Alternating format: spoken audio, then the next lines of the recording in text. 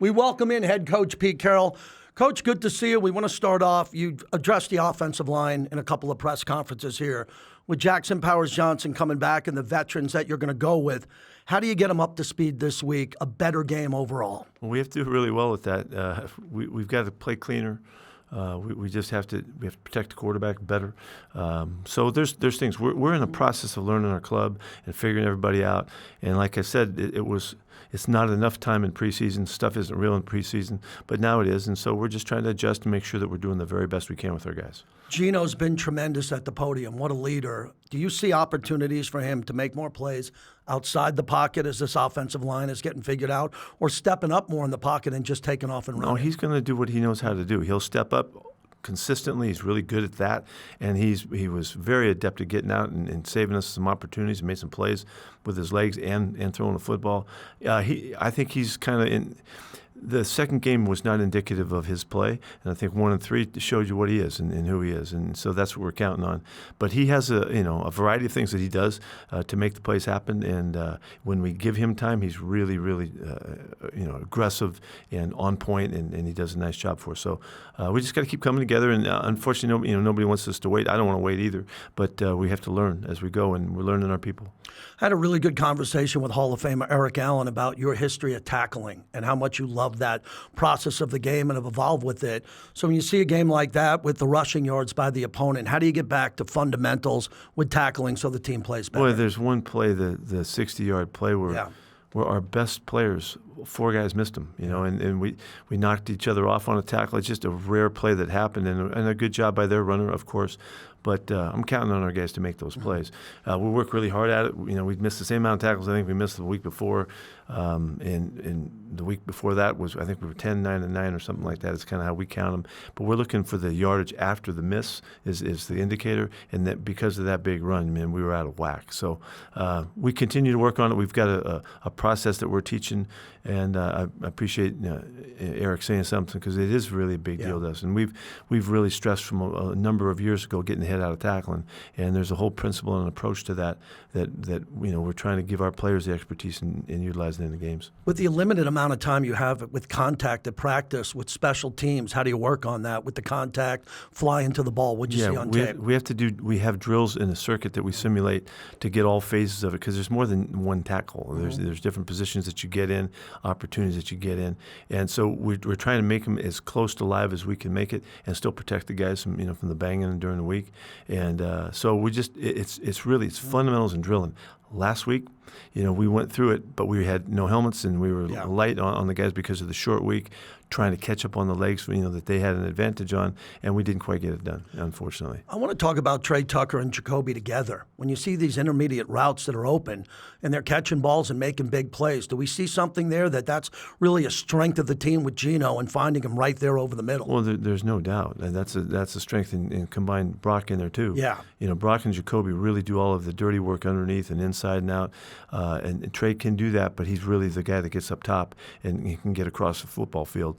And he's done it in practice. We've been seeing him, and now that it's happening in the games, it's a real joy to watch the guy just blossom like that. I mean, he's a young man. He's just getting started, And I think we've discovered some really great ways to get him the football and things that he can do really well.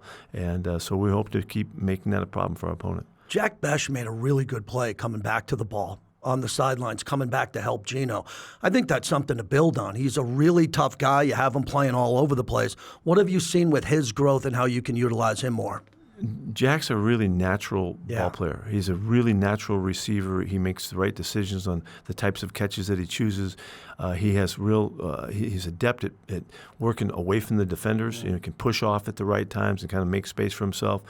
He's got a real spot that he's going to fill for us as we continue to go. And I think I know Gino really has confidence in him as a young guy and believes in the tools that he brings. So I think you're going to see him continue to be contributing. And one more, Dante Thornton, on what he can do upfield and come back to the ball too. It's a very young player in this league who everybody knows already because of his speed. How do you utilize that speed more opposite of Trey? Yeah, well, we've been. If you've noticed, Gino has really almost forced the ball to him at times in the preseason just to get him going and trying to give him more opportunities. He's very limited background. Caught 60-something balls in his college career, but they were explosive and they were significant. But we're just working to find his game and to make sure that we zero in on what he does well. And like I say, it's really 3 real games into it. We're going to get better and we're going to improve in using those guys.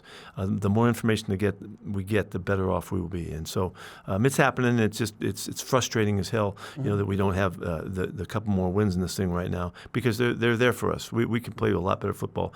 Last week was a hard one on us. We did not do well in teams and gave up big plays and big field shifts, and those are really hard to overcome. And so we had to endure that one and get back and get right for this game coming up. You addressed the health of the team, which is pretty good, but that travel on a short week, considering how much time the Commanders had off. You already went to New England. Now you get a chance to come home here to settle everyone in. That was a lot of travel. How did your team handle the body clock and everything in the recovery? Yeah, well, I think what I witnessed is the Commanders were really ready. Yeah. They had the 10 days, and Dan did a good job with ramping that up to game time, and they really seemed like they were really rolling. And we were coming off a week where we didn't put the shoulder pads on one day. We were just trying to make sure that we made it back because they had such an advantage. It would have been different had they been coming off a Sunday game for us. But the fact that we were that far behind their prep was trying to catch it up, and it didn't manufacture what we needed. So I'm disappointed that was the way we went. That situation where a team comes off a Thursday night versus a team that comes off a Monday night happens rarely in the league. If you go back and look at your stats, you'll see how difficult it is to win in that situation.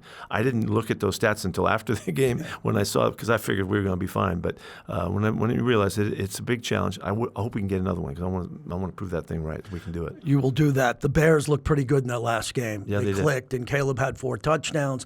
It seemed like that was their moment where their offense came together. They have several threats on the outside with their receivers. It's a good club now. Yeah. They do have weapons, and the new staff and the way they're going about their offense seems to be highlighting what Caleb is good at. He's a very adept football player. He's a natural football player that does really well on the move and on the run and manufacturing space and finding his way to get in and out of the pocket and all of that. He's very dangerous, and the sooner you play him, the better because you give him some more time, he's going to really be an amazing player.